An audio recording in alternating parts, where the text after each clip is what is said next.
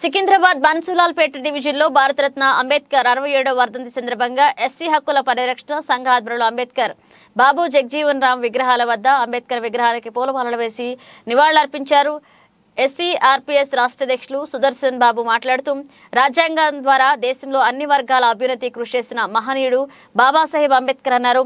ఇక కార్మిక మహిళల హక్కుల కోసం మానవ హక్కుల పరిరక్షణకు ఆయన చేసిన కృషి అమోఘమన్నారు.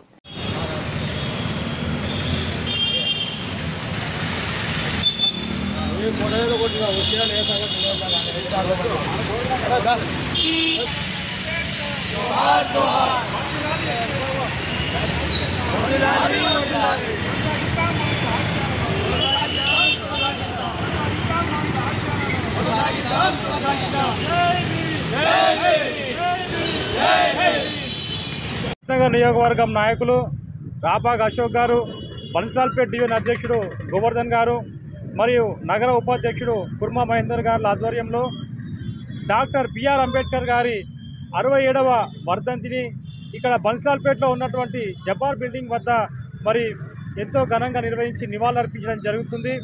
ఈ కార్యక్రమానికి సికింద్రాబాద్ నియోజకవర్గం, సరత్ నగర్ నియోజకవర్గం, హైదరాబాద్ జిల్లా నుంచి నాయకులు రావడం జరిగింది. అయితే మరి ఈరోజు ఎంతో పవిత్రమైన దినం. అంబేద్కర్ గారు 1956లో బౌద్ధ మతాన్ని స్వీకరించిన తర్వాత డిసెంబర్ 6 నాడు మహాపరినిర్వాణం చెందడం జరిగింది. మరి ఆ మహనీయుడు తన జీవితాన్ని పూర్తిగా ఎవరైతే బడుగు బలహీన వర్గాలు ఉన్నాయో, అణగారిన వర్గాలు ఉన్నాయో వారిని మరి ఒక అట్టడుగు స్థాయి నుంచి ఉన్నత స్థానంలో నిలపడానికి ఆయన ప్రయత్నం చేయడం జరిగింది. ఆయన జీవించిన ప్రతి క్షణం, ప్రతి నిమిషం కూడా ఈ బడుగు బలహీన వర్గాల అభ్యున్నతి కోసమే ఆయన పనిచేయడం జరిగింది. మరి ఈనాడు మనం చూస్తే ఎన్నికలు జరిగిపోయినాయి 2023 తెలంగాణ రాష్ట్రంలో. మనందరికీ కూడా అంటే SC, ST, BC, minority, OC అన్ని వర్గాలకు కూడా ఓటు హక్కునిచ్చింది బాబాసాహెబ్ అంబేద్కరే.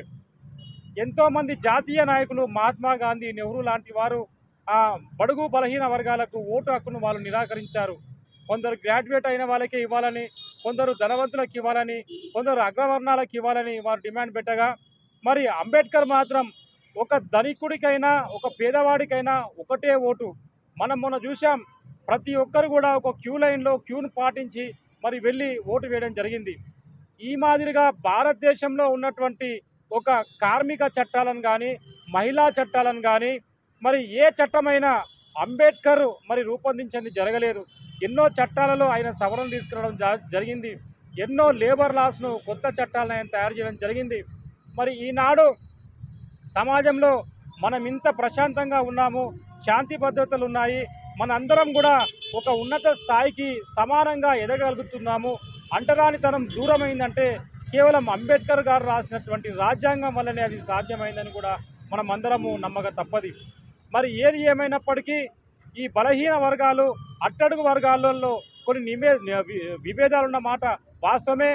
కానీ రానున్న రోజుల్లో అంబేద్కర్ గారి స్ఫూర్తి, ఆయన ఇచ్చినటువంటి ఏవైతే మనకు బోధించు, సమీకరించు, పోరాడు అనే సూక్తులు ఉన్నాయో ఆ సూక్తులపైన మనమందరం కూడా కట్టుదిట్టంగా ఏకతాటిపై ఐక్యమత్యంతో నడుచుకున్నట్లయితే రాబోయే కాలంలో మరింత అభివృద్ధి చెందే అవకాశం ఉంది. నిమ్న వర్గాలు మరింత వృద్ధిని సాధించే అవకాశం ఉంది.